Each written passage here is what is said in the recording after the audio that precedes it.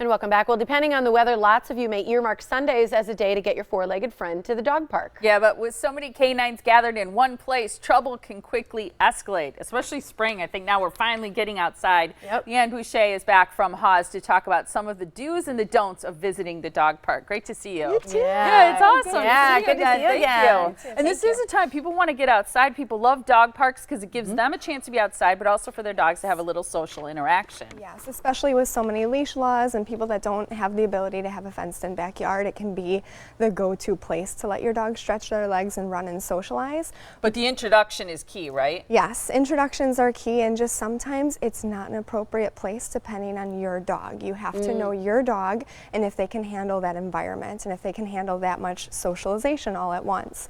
So the introduction, when you walk in and you let your dog off leash, right away, often at that gate is where the dogs kind of get mobbed. Yeah. So looking for a loose body, looking for dogs that aren't going to come up with a really stiff body or put their chin over your dog's back, that can set the tone for your dog feeling stressed, concerned, possibly antagonized or defensive right off the bat, versus dogs that are really appropriate might go to sniff each other's behinds and then just walk away. It's like, okay, I met you. Hi, nice to meet you. I'm going to do my own thing now. Well, what are some other things that we should keep in mind as they're kind of out in public? I always get nervous when two dogs meet, even when walkers, you know, even when they're passing by, you know, because you just, you know, there's always just that moment you don't know. Right, you want to be polite. You want to, you know, always ask, can our dogs say hello? But even if that exchange is determined to be okay by both owners, know that on-leash intros can be tricky because the leashes can quickly get tangled, and if you're not moving opposite your dogs as they're saying hello,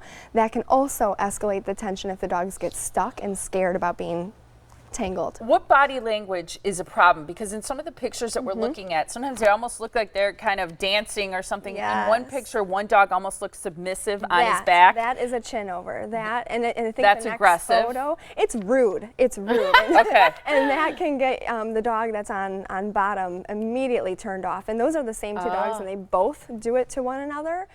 Still shots can be sometimes misleading because these dogs actually had great reciprocal play, but a chin over can set the tone for the dog on bottom to go, don't What about you when dare. one dog flips to his or her back? It looks so submissive. Yeah. It can be submissive. It can also be just combative. So if the dog doesn't really have the means to get away, they can use their feet to kick. So you want to look for, like I said again, the play to be reciprocal. So one dog is on top or one dog's being chased and then it flips. It flip-flops. You don't want one dog to always be overbearing on another. That really could make the dog on bottom really anxious really quickly, and it could get ugly. How do you react then to those less than positive interactions when they're taking place? It's hard. I don't think that there's going to be a perfect, 30-second answer for best practices, especially when it comes up to breaking up a dog fight.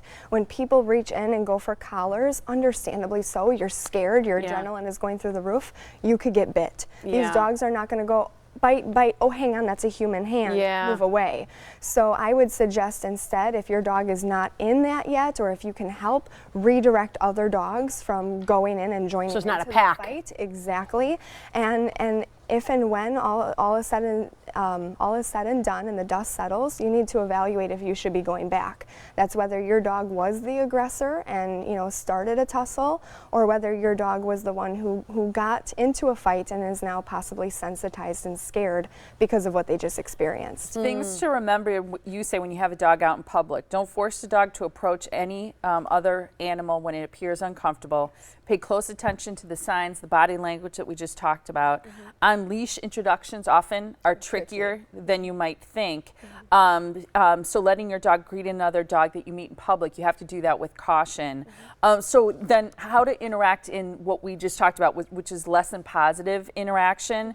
You talked about redirecting. Sometimes it's probably appropriate to just leave, right? And I also suggest if you're going to go to the dog park, you want your dog to have a reasonable recall. So that way, if something is happening across the park, your dog's not like, oh, I see that, bye mom, bye dad, and they just book it towards the fight. You want to be able to redirect your dog, recall your dog, and that's going to add a significant level of safety and fun to your experience because you do have control over your pet. Yeah, you can learn more about animal behavior by visiting the HAWS Behavior Department. You guys are located in Waukesha, so visit HAWS, go adopt, do all these great things for your pets. 262-542-8851 or hawspets.org. Thanks, Leann. Thank you. Great to see you. You too. Thank you. All right.